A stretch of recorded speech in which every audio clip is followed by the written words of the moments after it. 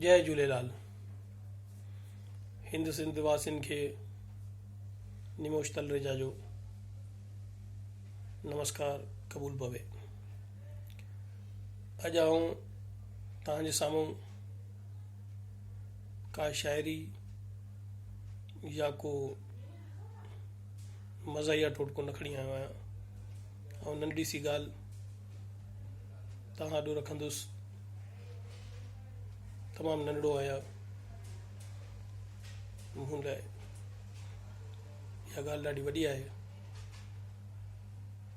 जो अॼु हिकु वबा सॼी दुनिया में कोरोना वायरस जे नाले सां फैलिजी वई आहे। इन खां बचण जो हिकु ई तरीक़ो आहे पंहिंजो पाण खे घरनि में रखूं।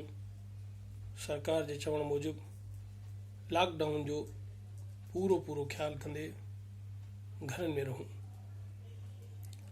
परहेज़ ई इन बीमारी जो इलाजु आहे। ऐं जीअं असांजे देश जे माननीय श्री प्रधानमंत्री अपील कई आहे त संडे ॾींहुं राति जो 9 बजे 9 मिंट ॾीया ॿारियूं, मोमबतियूं ॿारियूं, मोबाइल जी बैटरियूं ॿारियूं। मां त अपील कंदुसि त सभु वधि खां वधि पंहिंजी गैलरियुनि ऐं दरवाज़नि ते ॾीया ॿारे जोत जलायो।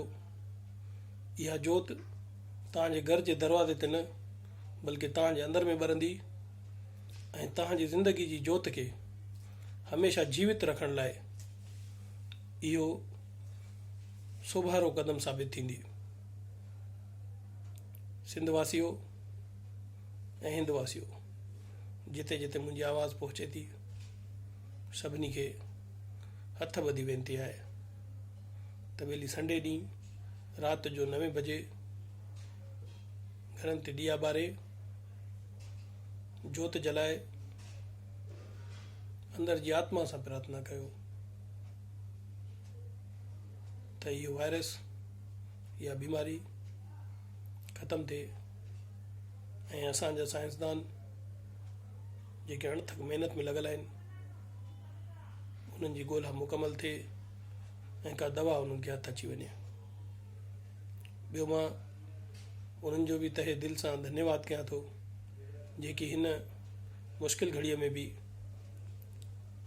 असांखे घरनि में रहण जे लाइ चवंदे पाण पंहिंजे ॿारनि खां परे रही, घरनि खां ॿाहिरि रही असांजी हिफ़ाज़त करे रहिया आहिनि। अगरि उहे पुलिस जी शक्ल में भॻवान जो रूप आहिनि त उन्हनि खे बि नमस्कार। भले उहे किथे सख़्ती करनि था, डंडो हणनि था, बेक़बूल आहे। डॉक्टर, नर्स, सफ़ाई कर्मी, सीधो सामान घर पुॼाइण वारियूं संस्थायूं, सभु जेके बि हिन मुश्किल घड़ीअ में असांजे इलाज लाइ, असांजे जीवन जे बचाव लाइ कमु करनि था, उन सभिनी खे मां दिलि सां नमन कयां थो। जय झूलेलाल।